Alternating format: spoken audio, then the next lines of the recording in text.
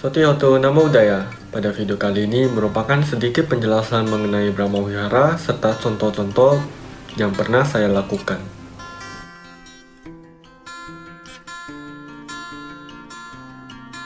Yang pertama adalah metta atau cinta kasih, merupakan cinta universal yang dikembangkan melalui pikiran, ucapan, dan perbuatan untuk semua makhluk, baik sesama manusia, kepada hewan, kepada serangga, tumbuhan, dan lain-lain. Contoh perbuatan metta yang pernah saya lakukan adalah yang pertama, membantu teman dalam belajar mengenai suatu materi di sekolah. Contoh yang kedua adalah melakukan meditasi bawana ketika saat ada perayaan Hari Waisak dan juga saat puja bakti biasanya. Di wihara-wihara di tempat tinggal saya ini seringkali melakukan meditasi bawana, yaitu mengembangkan cinta kasih melalui meditasi.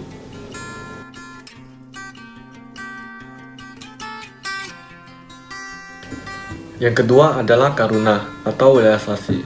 Karuna atau welas asih merupakan perasaan belas kasih atau kasih sayang kepada semua makhluk tanpa memandang apapun makhluk itu. Kita sering melakukan karuna tanpa kita sadari. Contohnya, perbuatan karuna yang pernah saya lakukan pribadi adalah yang pertama, mengikuti acara function di wihara. Saat itu merupakan perayaan Hari Waisak sekitar 2 atau 3 tahun yang lalu. Saat itu wihara pun menggelarkan acara function pada pagi hari. Sekitar jam 9 gitu, kita mulai dengan melakukan membacakan parita. Kemudian setelah membaca parita, kita pergi ke lantai 3, ke tempat yang paling tinggi, dan kita pun melepaskan burung-burung itu. Yang kedua adalah memberikan sumbangan kepada orang-orang yang membutuhkan.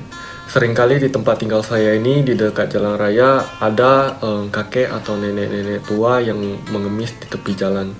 Maka apabila saya memiliki uang yang lebih, maka saya akan memberikan sedikit untuk mereka, untuk kebutuhan mereka tersebut.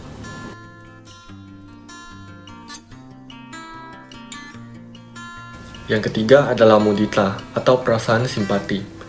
Mudita atau simpati merupakan sebuah perasaan simpati atas kebahagiaan orang maupun kesedihan orang.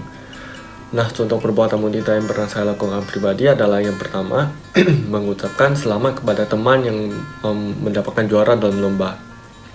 Nah, di sini saya mengucapkan selamat untuk mereka atas kemenangan mereka dalam meraih kejuaraan tersebut. Yang kedua adalah ikut berduka cita.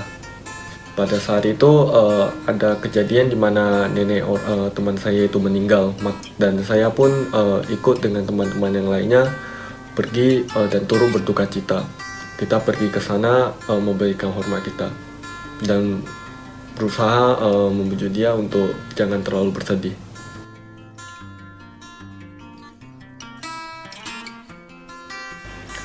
Yang keempat adalah UPK atau keseimbangan batin. UPK atau keseimbangan batin atau biasanya kita sebut dengan perasaan yang netral, sering kita lakukan. Contoh yang pernah saya lakukan adalah yang pertama, ketika teman saya berkelahi, saya tidak berusaha memihak salah satu dari temanku, tetapi saya sebagai penengah, saya dan teman-teman lain pun menghentikan mereka dan berusaha membantu mereka untuk menyelesaikan masalah mereka itu tanpa memihak satu sama lain.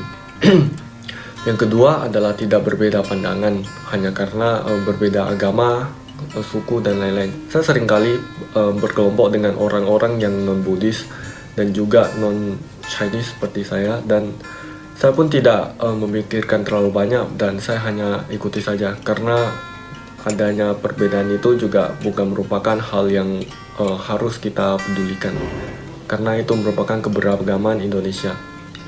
Nah, sekian dari video pada hari ini. Saya ucapkan Sotihotu Namo Buddhaya.